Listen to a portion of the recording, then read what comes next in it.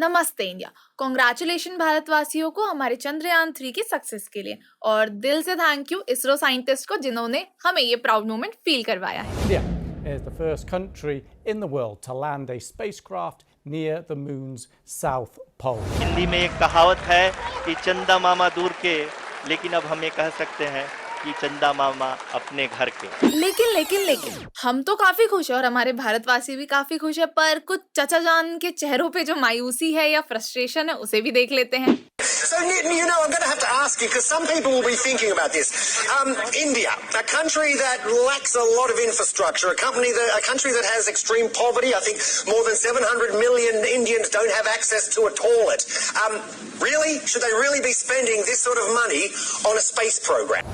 अब इन चाचा जी का रिएक्शन देख के तो बिल्कुल ऐसा ही लग रहा है कि मुझे मेरी दोस्त चिंकी की याद आ गई। एक बार वो एक ड्रेस 2000 की लाई थी और मैं वो ड्रेस 500 की लाई। उसका चेहरा भी कुछ इसी तरीके से बना हुआ था, पर कोई बात नहीं। अब इसमें हमारी क्या गलती है कि जितने में वो अपनी एक मूवी बना पाते हैं उससे कम में अपना एक मिशन कंप्लीट कर लिया। I would like to congratulate India on landing on the dark side of the moon. I would also like to now invite India to return the £2.3 billion foreign aid money that we sent them between 2016 and 2021. We're also set to give them £57 million next year. But I think the British taxpayer should keep hold of that, don't you? We should not be giving money to countries with a space programme.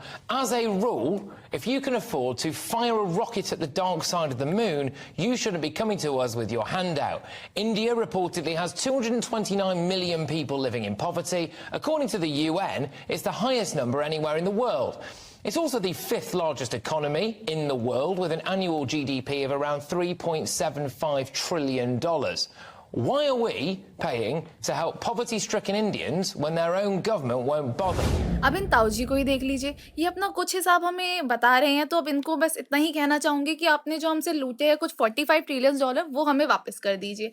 और एक काम कीजिएगा, आप अपना जितना भी हिसाब है उसमें से काट के 1-2 billion extra as an tip रख के हमें वापस कर दीजिए। और हाँ, ये बात याद रखिए कि कोहिनूर साथ में भिजवाइएगा। तो पानी है? पानी नहीं है। हाँ, तो इधर भी नहीं है। वहाँ पे गैस है?